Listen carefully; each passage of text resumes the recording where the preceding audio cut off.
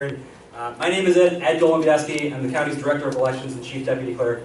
What I brought today was, and I wasn't really joking all that much earlier when I said I could probably talk about this for an hour and a half. I've got 5 minutes, so we have 10 minutes. Yeah. Okay, but so what I brought was a presentation that I've done in the past to educate those that are going out into our community and beyond to discuss the current state of voting in Washtenaw County and in the state of Michigan, and the rights that voters have in the wake of the adoption of Proposal 18.3, which of course was a constitutional amendment adopted in November 2018, which did expand options for voters to be able to participate in the state. So let me cue up this presentation very quickly, and we'll try to have a very brief discussion of that in a short amount of time. You can always come back. I'd love to have you. I would love to come in. So I'm not going to go all the way through this because again I have a very short amount of time, but I want to hit the highlights. And some of the highlights have already been discussed today, and they are especially no reason absentee voting and election day registration. Voters in the state of Michigan can register up until 8 p.m. on election night, and that's going to create need for resources in places where we, election administrators, have not been as accustomed to deploying them. There's a township clerk in the room here with me here today, Lynette Finley, who knows very well that she is going to see voters registering, and we're very happy about this, but she's going to see voters registering at the clerk's office, and perhaps in substantial number on election day. And she's going to need to have staff and resources and folks available to be able to process those voter registrations. She's also going to be dealing with a large number of absentee ballots being cast, and we, again, are very happy about this development because it allows for voters to be able to participate in a way that is most convenient for them. It allows them to be able to vote early, or as close as we can get to voting early in the state of Michigan. So we are, out and trying to remind folks first that these options are available to them, and especially the fact that you can register to vote up until election day. Michigan used to have very restrictive standards for voter registration that required that you register at least 30 days in advance of election day. That was, a cumbersome barrier for people to be able to surmount. Some other features that we enjoy now are online voter registration. This is live in the state of Michigan right now today. Voters can register online at michigan.gov/vote. And this is an incredibly helpful development, but there are things that folks need to know before they go and actually try this. You have to have a Michigan driver's license to be able to register to vote online, and you have to know the last 4 digits of your social security number. So we've been finding in the application of this online system that not everybody has that, and not everybody knows the last 4 digits of their social security number.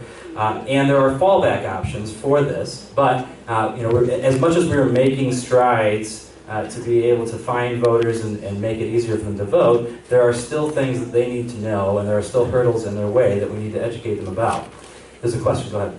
Is the state ID acceptable as well besides the driver's license? The Michigan state ID that's not a Yes, so a Michigan state ID or a Michigan driver's license are allowed to be used to register to vote online. But there are other ways to register, and again, those include up to an election day, up to and on election day. Paper forms are still completely valid, and we really encourage and have been seeing voter drives going out, voter registration drives in the community. The Washtenaw County Clerk's Office has been participating in some of those drives. And on those, during those drives, voters can register with a paper form, and they can submit that form up till 15 days prior to election day, which is an improvement over a previous 30-day deadline, but still a hurdle. Beyond that, voters have the ability to go to their clerk's office, the city or township clerk's office, up until 8 p.m. on election night and register to vote. And they can cast a ballot when they do that. They can vote an absentee ballot in the clerk's office, or they could go over to their polling location and cast a ballot there.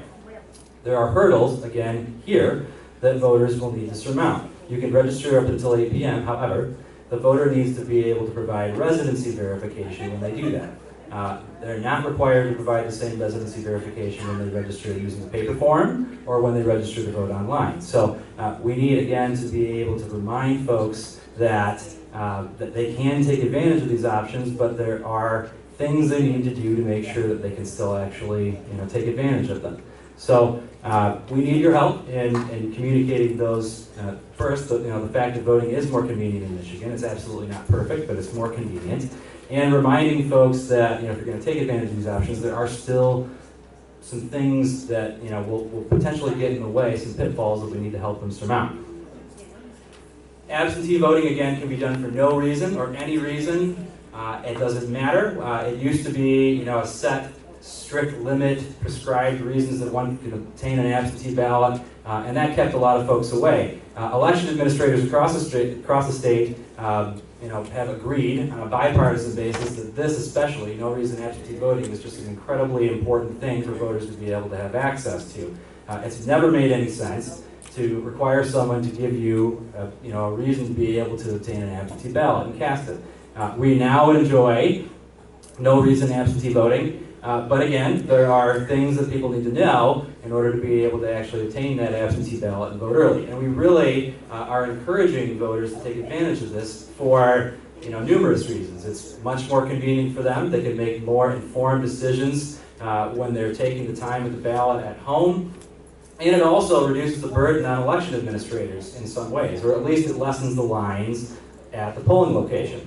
So if we want to try to be able to move those lines through quickly in the upcoming elections this year, we really want to make sure that people are voting early by absentee ballot and allowing the clerk's offices to deploy resources within their own city or township hall rather than having to beef up as much on election day in the polling locations, which is a challenge. So we want to, one of the other things that we want to remind folks about is the fact that they can select to be on their clerk's permanent absentee voter list. Every city or township in the county maintains a permanent absentee voter list. It's not the same for the entire state. There are cities and townships in the state that do not.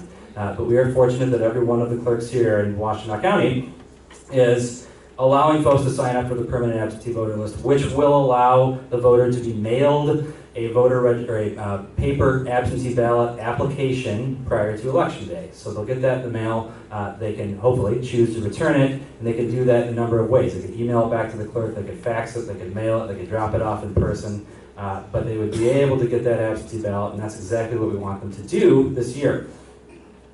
So I probably don't have to tell you about the specifics about the March presidential primary.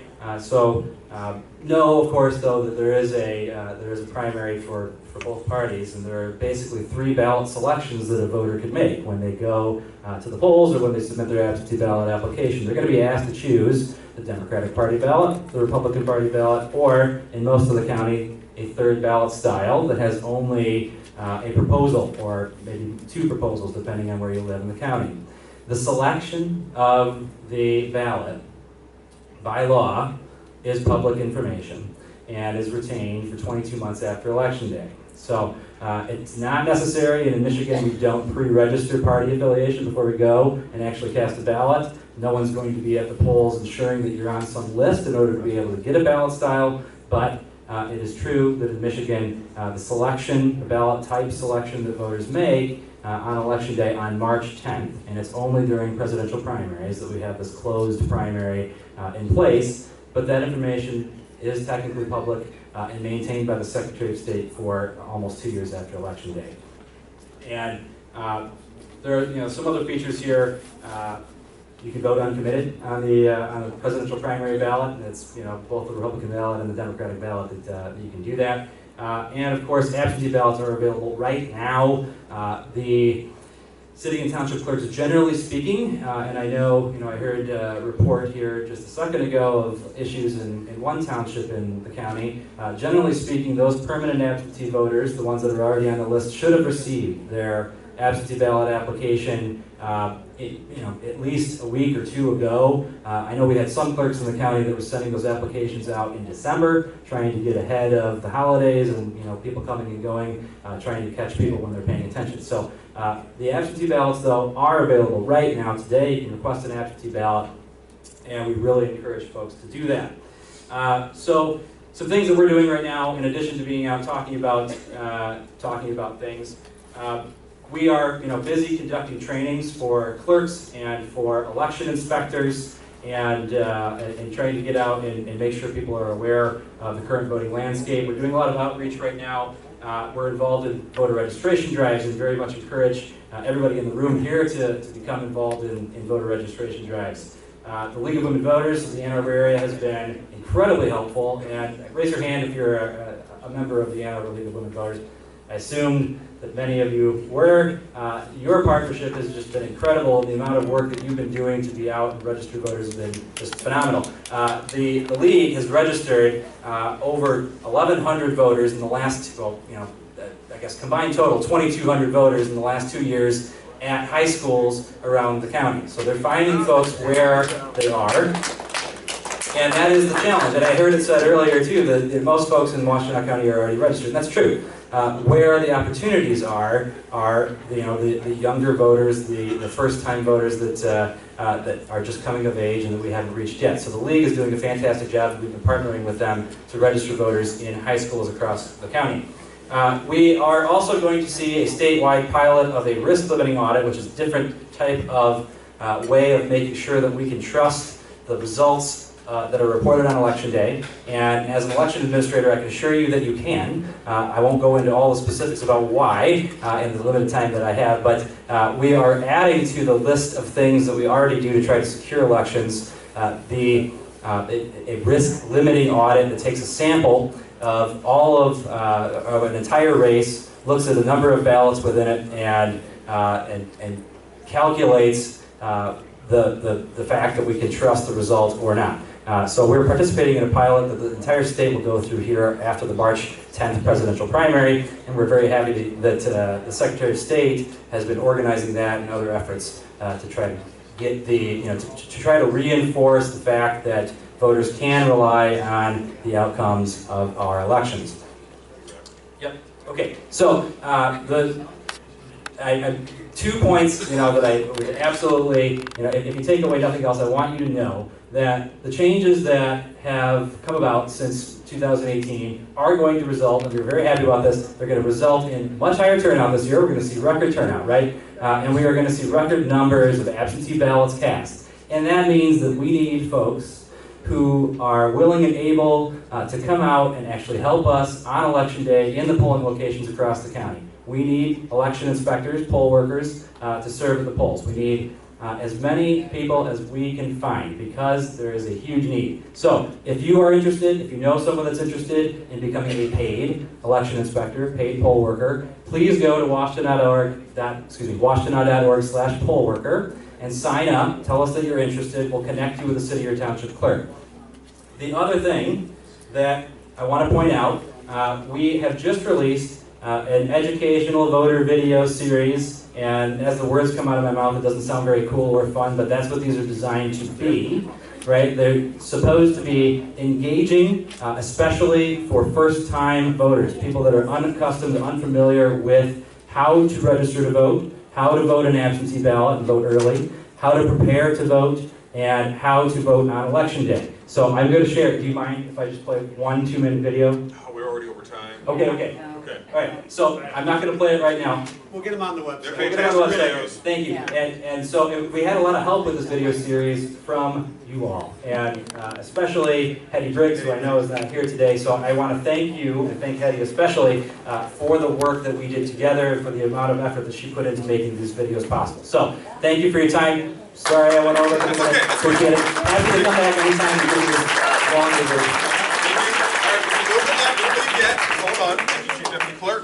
All right, I just want to reiterate that we have a presidential primary on March 10th, and while we want everyone to join the Michigan Democratic Party, you do not have to be a member of the Michigan Democratic Party to vote in that primary. So still join, but definitely vote. And